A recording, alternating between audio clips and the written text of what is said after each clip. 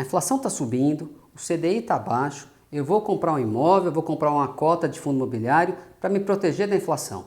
Tá certo?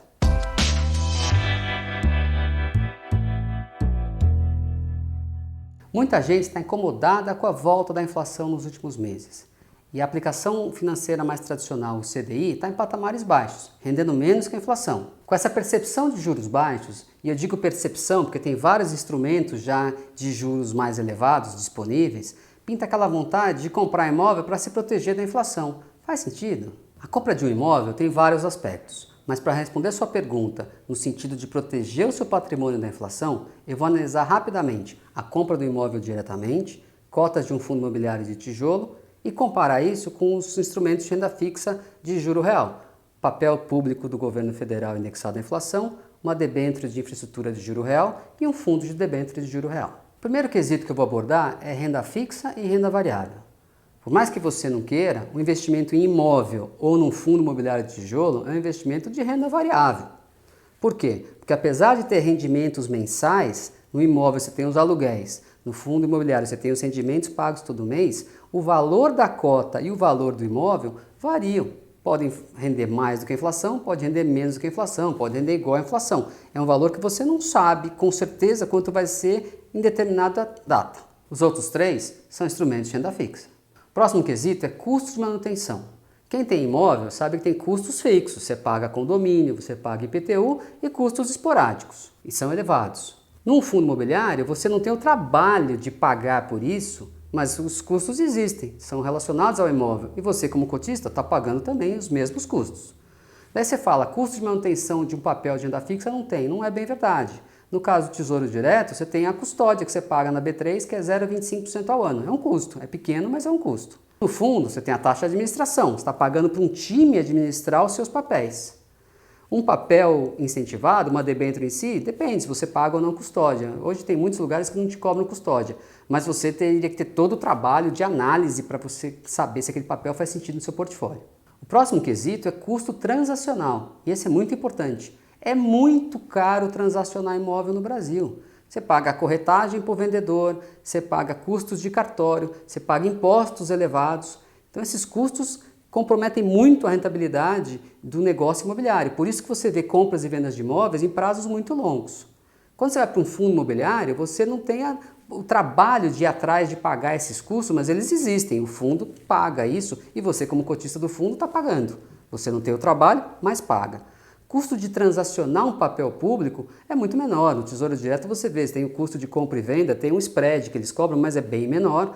Nas debêntures depende do valor que você vai comprar e vender. Se você tem valores grandes, os seus custos ficam menores, o que não é normal para um pequeno poupador.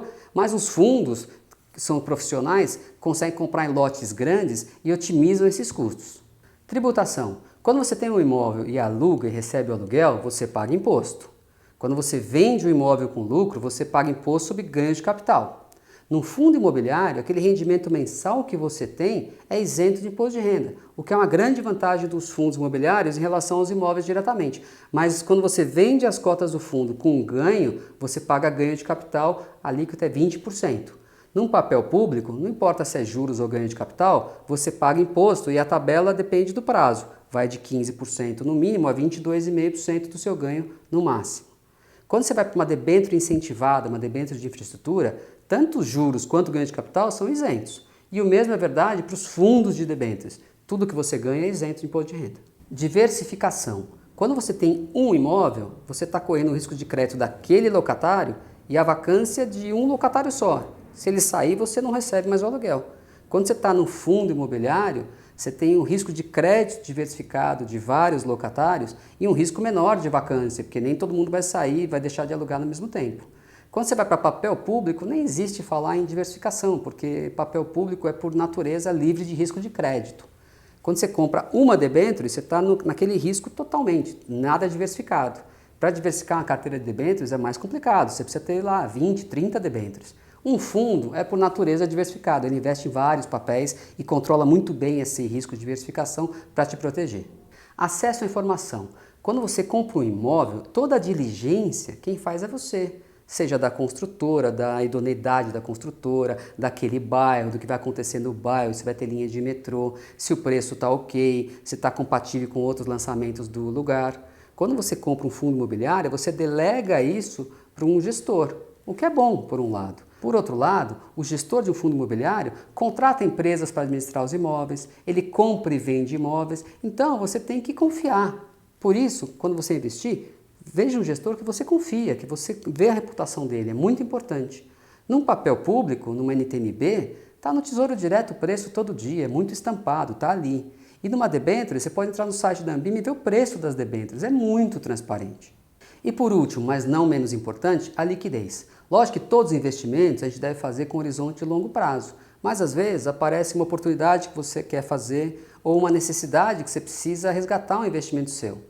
Então, liquidez passa a ser importante. Imóvel não é líquido. Você pode vender um imóvel em uma semana, em um mês, mas pode passar um ano sem vender. Todo mundo já viu casos assim. Um fundo imobiliário tem a liquidez na Bolsa de Valores e uma liquidez bastante razoável, posso dizer. Se o teu volume não é tão grande em cada fundo imobiliário, você consegue sair de qualquer investimento de fundo imobiliário às vezes em um dia, o que é muito bom. Papel público tem liquidez total, você entra e vende rápido. Uma debênture é muito líquido. Menos que papel público, mas é bastante líquido. E quando você vai para os fundos de debênture, daí você tem uma liquidez programada, depende do prazo de resgate do fundo. Tem fundos 30 dias, tem fundo 45 dias, tem fundo 60 dias, mas você sabe em que data você vai ter a liquidez do seu investimento para poder pagar algum compromisso. Então, voltando na pergunta inicial, se o seu receio é a inflação, você viu na tabela que os imóveis e os fundos imobiliários, até por serem instrumentos de renda variável, não necessariamente te protegem. Existem vários instrumentos de renda fixa disponíveis, seja os papéis públicos do Tesouro Direto indexados à inflação ou as debêntures incentivadas, que além de te protegerem na inflação, são isentos de imposto de renda. Bom, era isso que a gente queria falar de imóveis e a proteção da inflação. Conheça melhor os nossos fundos e produtos acessando o link abaixo.